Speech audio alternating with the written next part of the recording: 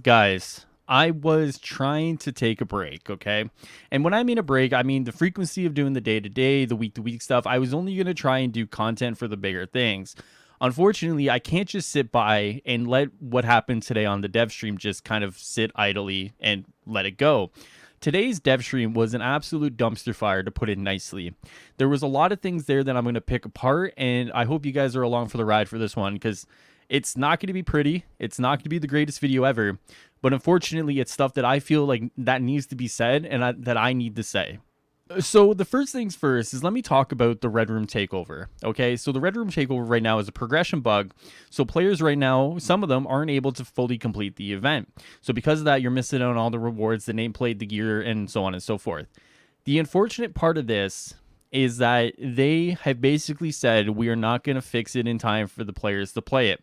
And then we are not going to extend it, let alone try to ballpark the time that is fix it. Someone can correct me if I'm wrong, but the idea was that they are basically just going to end the event when it normally ends, and then they're going to try and, fix it and then run the event again.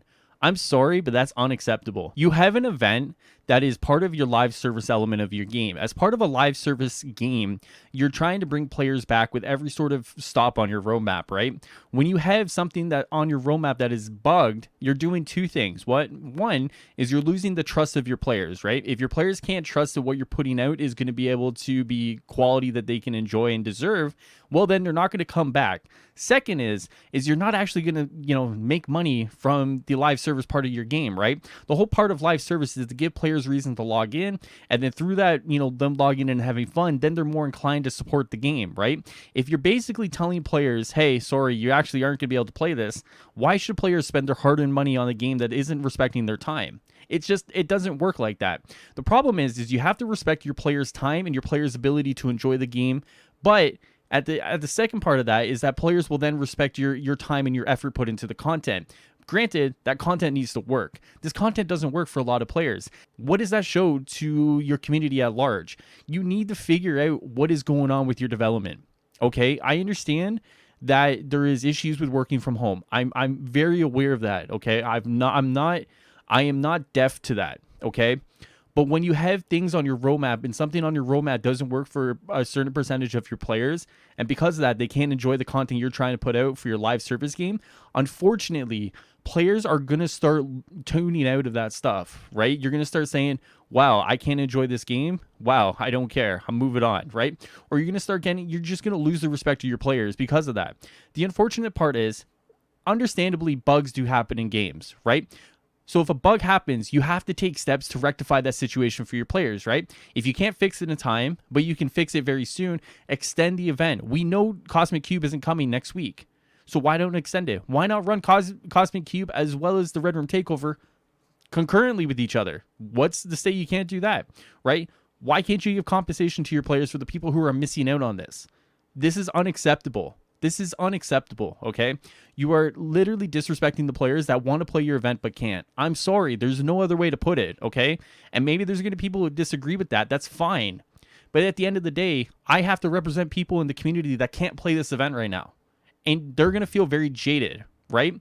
Second point, the fact that you released a champion system that was severely undertuned, what, did you think no one was going to notice? That's the part that blows my mind, right? As a player in a game, I shouldn't have to rely on Tony Bing or other people in the community to reverse engineer the math to figure out if I'm supposed to be getting what I'm getting, right?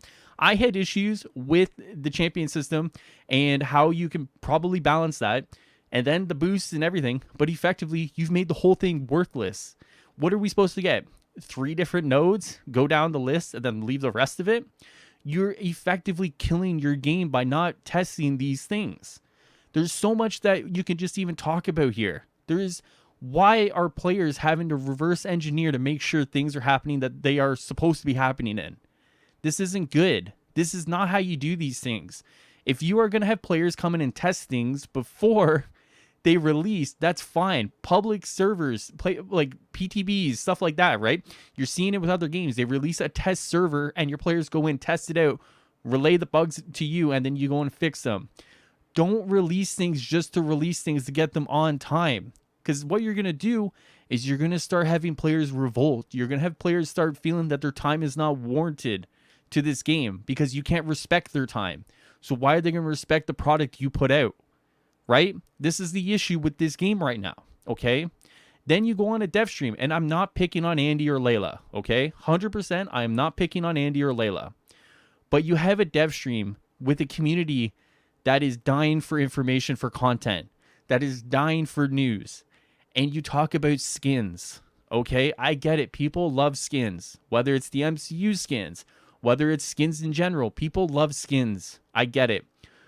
But this can't be Avengers fashion show. This can't be. People want content. They want things to do. They want things to do that work. And unfortunately, when you go on and you do this and you do that and you talk about this skin or that skin, it's giving the wrong impression. And I know different teams work on different things. And this team works a little faster than this team, so they can push things out a little quicker. I get it. But the perception is that you're just focusing on skins and cosmetics. You're not focusing on the content. Perception is more than half the battle here. The optics is more than half the battle. When you're losing the optics game, you're unfortunately losing the whole war. You got to start playing to the optics here. If that means don't do a dev stream, don't do a dev stream. There's a difference between any communication and quality communication. What you're giving us on a week like today is you're just giving us communication. Even with Phil last week, I understand he may have just been thrown to the wolves on that one. I understand that Andy and Layla are being thrown to the wolves in certain regards too. So I'm not speaking directly to them. Take this up to CD.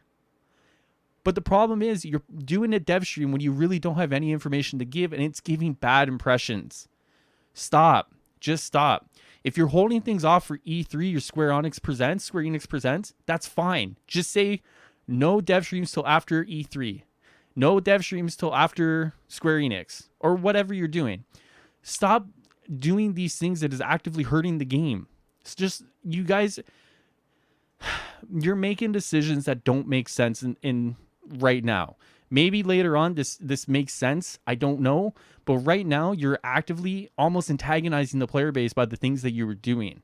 And that right there is bad. And it's making people very frustrated. Once again, I'm not directing this at Andy or Layla because I know they are just mouthpieces. But unfortunately, this is the feedback that they have to take back. If that means you guys sit there and you don't do dev streams every Friday for the next few weeks because there isn't a lot to talk about, that's fine. Come back and do a dev stream when you have banger information. Come back and talk about things that are actively helping the game. I don't want to say this is... I don't know how I want to put this. Bringing on a cosmetic guy when the whole game right now, and you have people in the community saying this is a fashion show game instead of a content game, is it's not good. Okay, it's not good. You have this perception in your game right now, whether it's on Twitter or Discord or social media, that you are just trying to push cosmetics to cash in and roll out. I probably would disagree with that, right? I know there's stuff working. You're banking on War for Wakanda. Here's the problem, is that when you start leaning on your cosmetics super hard, social media, dev streams, really making sure people know that you have this skin or that skin, this skin's coming, that skin's coming, you give the wrong impression once again, right? You guys have to start understanding that optics is 9/10 of the battle, 9/10 of the battle. And unfortunately, maybe you're winning that 1/10, you're losing the 9 of them. And you guys got to start smarting up to that. You guys are literally shooting yourselves in the foot here, and this is not good. Please, guys, like, figure this out, man. Like, it's frustrating. I understand that, like, you can only work so hard, so fast. Just say that. Don't come on a dev stream.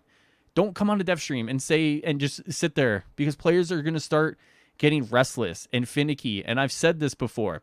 I've said communication can really make or break your community. If you have nothing to communicate, don't communicate at all. Okay? Quality over quantity at this point. And if you're holding things off, don't do anything. Don't do anything. Sit in silence at that point. Because it feels like, from what I'm understanding with the community, is you're actively antagonizing them. They want OLTs. They want more news on information. They want these things because right now the game is treading water. And maybe you guys can't see it, but the community knows that the game feels like it's treading water. And unfortunately, you're not doing anything to help. You're just saying, here's another skin. Here's something to spend money on. Earn that money. Earn that money. Earn that money through great content that doesn't have bugs, that doesn't impact players trying to progress. Earn that money through great information. Talk to your players. Get questions. You know what? Get some questions. Answer some questions. Like, make your players feel heard. And right now, I don't know who's feeling heard by this. I don't know. And that is the most frustrating thing in the world. I'm watching this dev stream and I'm watching Stardust lose his mind. And I'm sitting there thinking, who is this dev stream for? It's not for him. It's not for me. It's not for people who want content. Is this just for people who want new skins? Is that? If that's the case, then tell us. Then I won't have to be here making a video. I don't know what's going on. I don't know if they're holding stuff back for E3 or Square Enix. I don't know. But the problem is, by not knowing, you're allowing people to come up with their own ideas. And when they come up with their own ideas, you've already lost. And that's all I got for today. I'll see you guys next time.